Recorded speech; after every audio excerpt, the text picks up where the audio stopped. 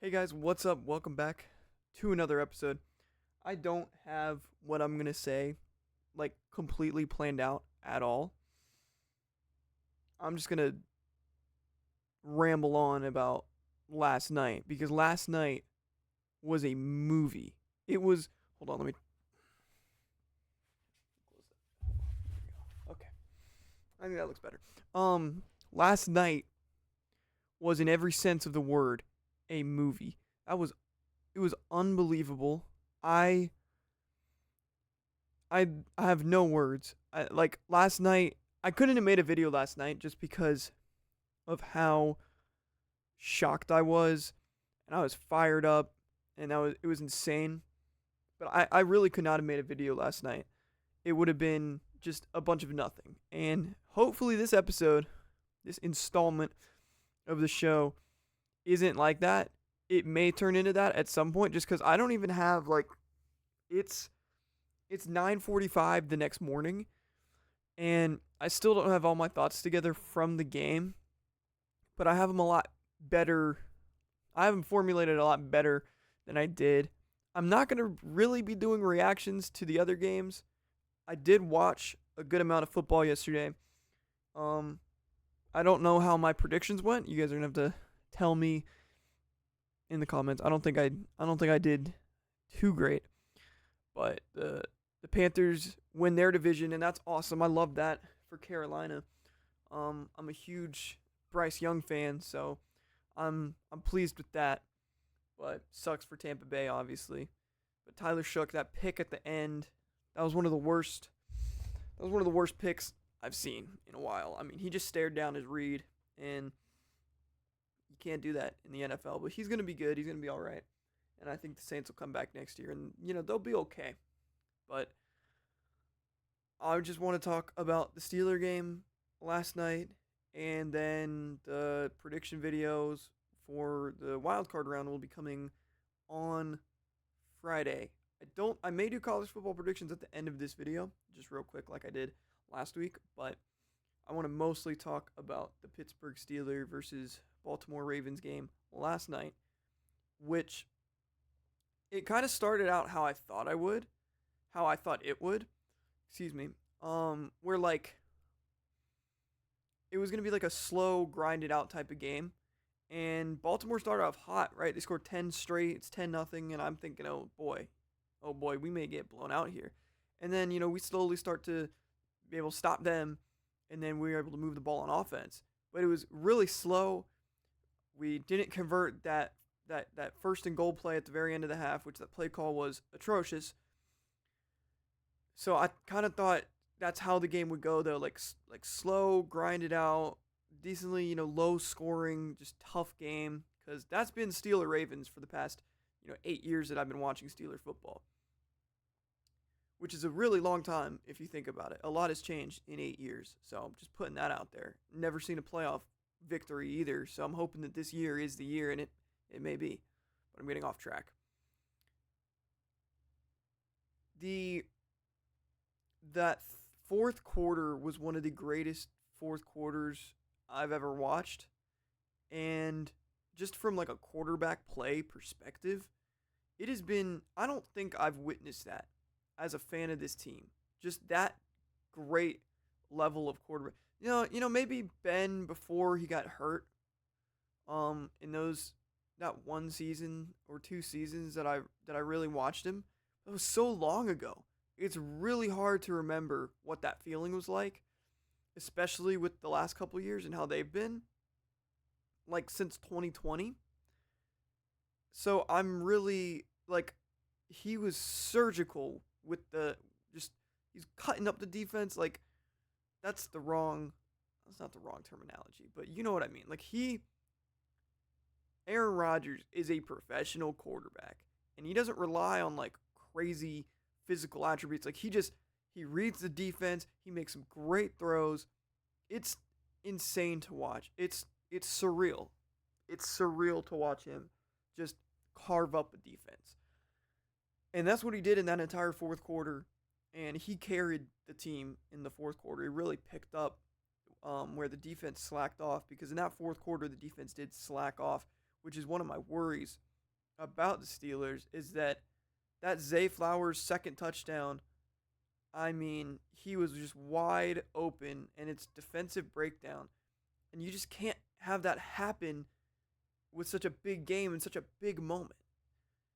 And they did, and that worries me going forward. That's one of my main worries going forward. But hopefully they can learn from that and not make that same mistake twice.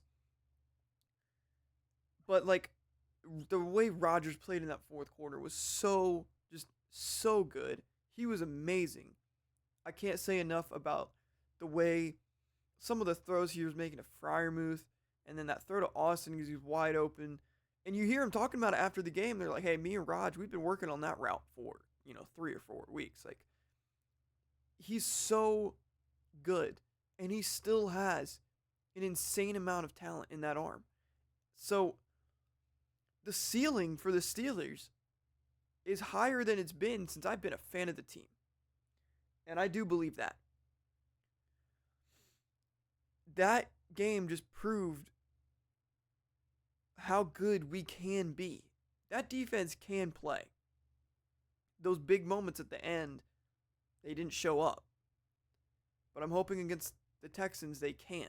I don't want to talk too much about the Texans game, but I just can't help being excited that like we get Metcalf back next week. We beat the Ravens. We didn't even have Metcalf. We was throwing it to Thielen. That throw to Thielen, like over the back shoulder, kind of, but it was a strike. That was probably his best throw of the season. And then he had a dart to Freiermuth. And then Jalen Warren played good. Kenneth Gainwell played good. The offensive line was good. Now, Houston has a much better defense. So, that worries me. Worries me a lot. Houston's defense. But man, we get DK Metcalf back. Who knows what can happen? And it's in Pittsburgh. This is the first time since that Jacksonville game that I'm gonna watch a Steeler playoff game when they're at home with a full crowd. I don't know if I'm ready for it. Like I can't. If they win, and I've said this before, if they win, I will shed tears. It will be first ever playoff game I've ever witnessed them win. That would be unbelievable. I don't even know how I would react.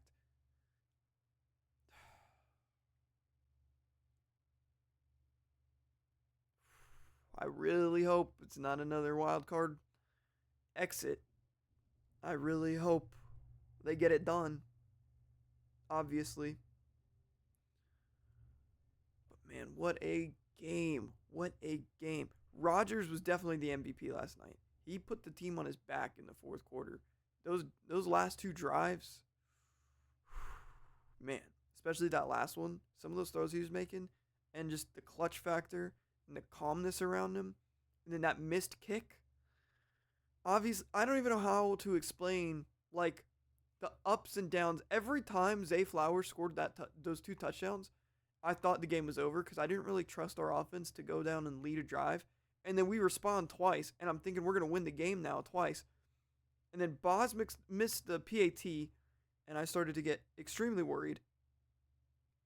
And then that kickoff return, that 4th down conversion, and after that 4th down conversion is when I thought this game's over, and we have no chance of winning. That was just surreal. I can't even put into words.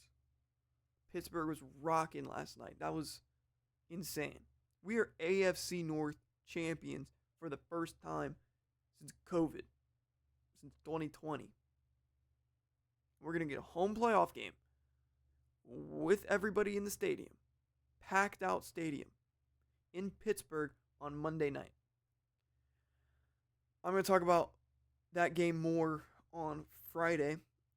I think I'm going to wrap up talking about the Steelers for right now. I'm going to talk about my college football playoff predictions because those games take place before my Friday video will drop, or they'll take place, I think, Thursday and Friday night. It may be Wednesday, Thursday night. I think it's Thursday, Friday night, though. I'll just predict both of them now to save the trouble. So Miami versus Ole Miss, I think will be a shootout. I think it'll be really fun. I do think that Miami gets it done just because they have a little bit more veteran leadership on that team, and Cristobal is a really good coach. So I do think it'll be like a shootout type game. But I think Miami's just a better team. I think they have a better built roster. They have a better defense. So I'm gonna pick Miami. I think Miami gets it done. But who knows? Ole Miss's story has been amazing. I mean, Chambliss was so good against Georgia, and that game was insane. So who knows?